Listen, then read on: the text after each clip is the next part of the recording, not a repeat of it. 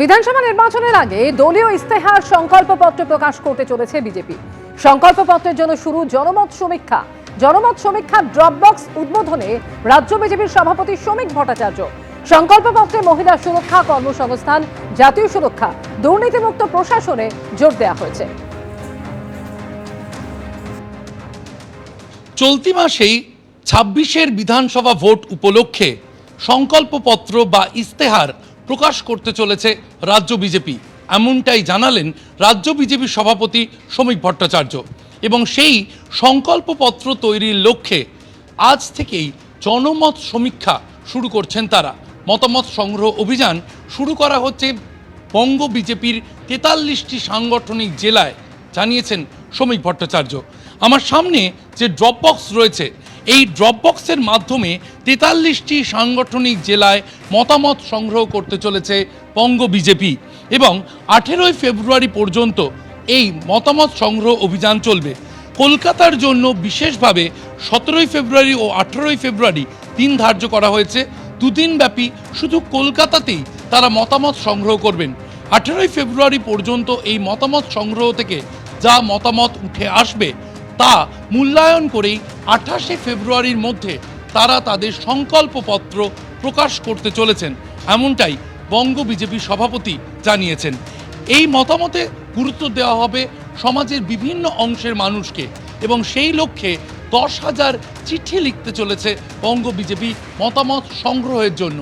রাজ্যব্যাপী ১০,০০০ মানুষকে তারা যোগাযোগ করবেন, তাদের মতামত তারা যাতে সাজেশন বক্সে জমা দিতে পারেন। এখানে যে চিঠি আমরা দেখতে পাচ্ছি, এইভাবেই ড্রপবক্সে দেওয়ার জন্য বিশেষ পোস্টকার্ড সাইজের চিঠির ব্যবস্থা করা হয়েছে। সেখানে তারা তাদের মতামত লিখতে পারবেন, নাম, মোবাইল নম্বর, ঠিকানা, পিনকোড লিখতে পারবেন এবং এছাড়াও ফোন করে তাদের মতামত জানানোর জন্য তারা 9727294294 এই নম্বরে যোগাযোগ করতে পারবেন। ড্রপবক্সের গায়ে যে কিউআর কোড রয়েছে, সেই কোডে তারা স্ক্যান করে তারা মতামত জানাতে পারবেন।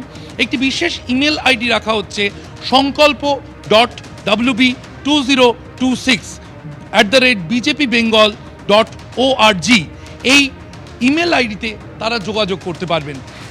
যত বেশি সংখ্যক মানুষের মতামত নেওয়া যায় সেই লক্ষ্য নেওয়া হয়েছে বিজেপির তরফ থেকে।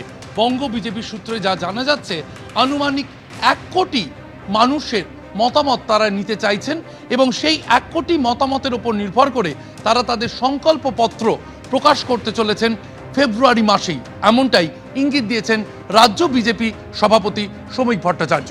ক্যামেরায় দীপ্ত চক্রবর্তীর সঙ্গে শিবাশিস মৌলিক, এবিপি আনন্দ, বিধাননগর।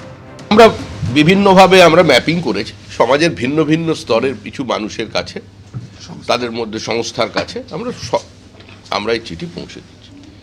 তার মধ্যে কর্পোরেটের মানুষজন আছেন, অধ্যাপক আছেন, বিভিন্ন রিটায়ার্ড টিচার, রিটায়ার্ড প্রফেসরস আছেন, টিচার্স আছেন, আর্মি আছেন, সব মানে আপনি সমাজের এমন কোনো ফিয়ার রাখা হয়নি। ছোট ছোট ব্যবসাদার আছেন, স্বর্ণ ব্যবসায়ী আছেন, আলু বিক্রেতা আছেন, অসংগঠিত শ্রমিক আছেন, আমাদের কোল্ড স্টোরেজ মালিকেরা আছেন, যারা এখানে বিভিন্ন ধরনের এমএসএমইর সঙ্গে যুক্ত আছেন তারা আছেন, মানে প্রকৃত এমএসএমই, মানে চায়ের দোকানকে এমএসএমই বলে ঘোষণা করে দেওয়ার যে রাজ্য সরকারের ব্যবস্থা সেটা নেই, কিন্তু যারা চা বিক্রেতা প্রকৃত তাদের আছে।